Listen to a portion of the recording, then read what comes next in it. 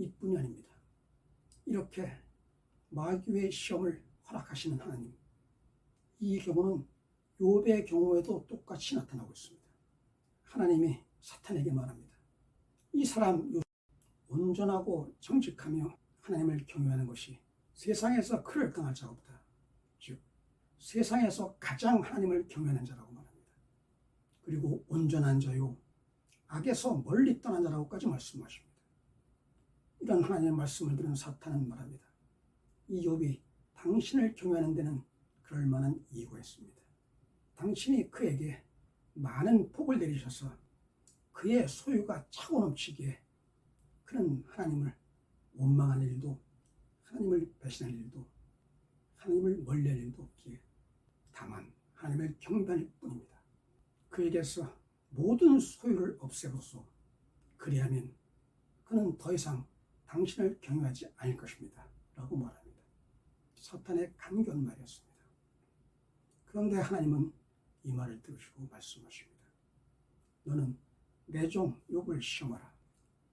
욥의 소유가 이제 전부 너 사탄에게 맡겨진 즉 네 마음대로 하라. 그의 모든 소유, 그 모든 소유를 네 것을 해도 좋은 즉 이제 그를 시험해보라. 다만 그의 생명만은, 그의 몸만은 건드리지 말라. 이렇게 말씀하십니다. 그리고 사탄의 잔혹한 끔찍한 시험이 계속되고 욥은 모든 재산, 모든 소유, 심지어 가족까지 잃는, 그리고 자신은 병들고 하약해져 주위의 조롱과 멸시를 받는 지경에까지 이릅니다. 하나님은 마귀의 시험을 허락하셨습니다. 그렇다면 이 시험에서 하나님은 결코 무관하지 않습니다. 이뿐이 아닙니다.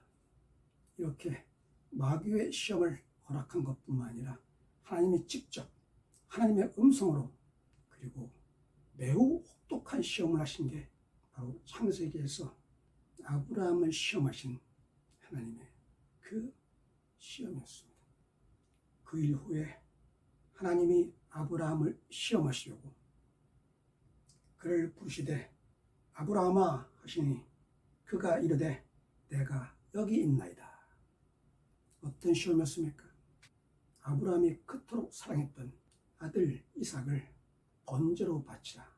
다시 말해서 그의 몸을 조각조각 내서 불에 태워 제물로 바치라는 상상조차 하기 힘든 무서운 시험을 아브라함에게 내리셨습니다.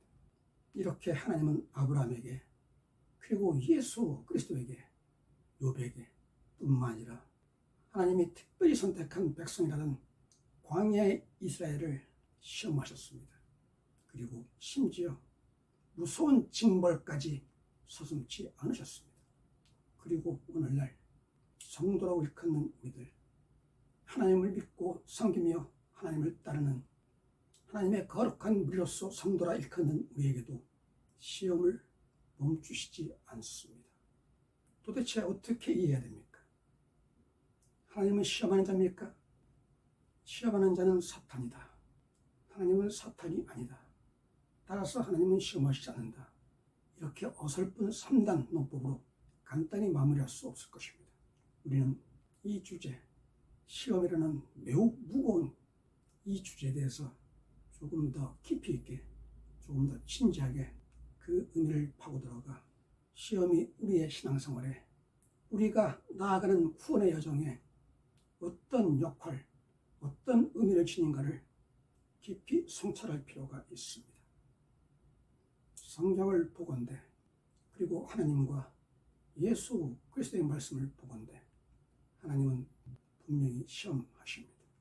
그리고 사탄, 마귀 역시 시험합니다.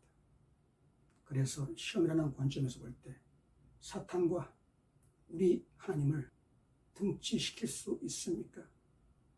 결코 그럴 수 없습니다.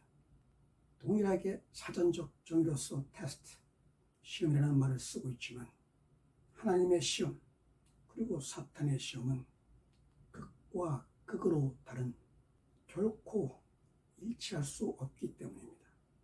그것은 시험하시는 하나님의 의도와 그 목적, 그리고 사단의 그 의도와 목적이 전적으로 다르기 때문입니다.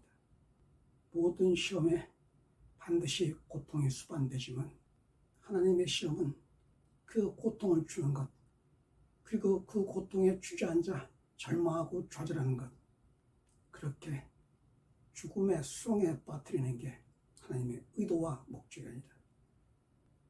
그 고통의 순간 인내하고 그 고통의 순간 마귀에게 맞서며 그 고통의 순간 고난의 때 더욱더 하나님께 나아감으로 하나님의 성장한 자녀, 성숙한 자녀로 오롯이 그리고 올곧게 세우려는 하나님의 뜻, 하나님의 선, 하나님의 의입니다.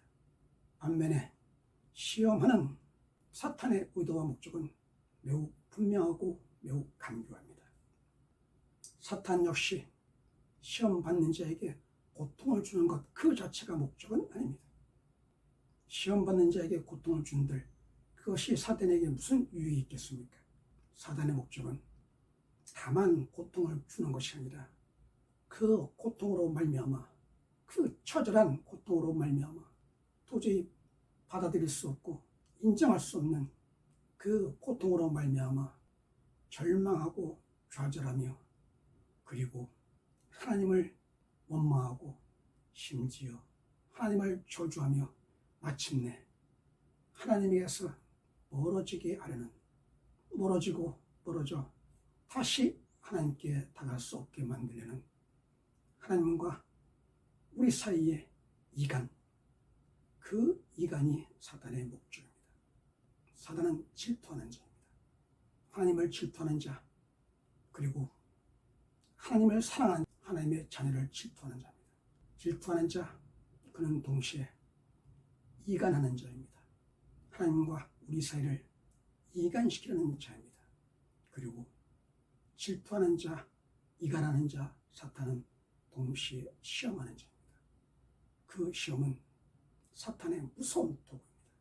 그 도구로, 그 시험의 도구로 마침내 우리를 실족시키고자 하는, 우리와 하나님 사이를 이간시키는 그것이 사단의 시험하는 자, 사단의 의도이며 목적입니다.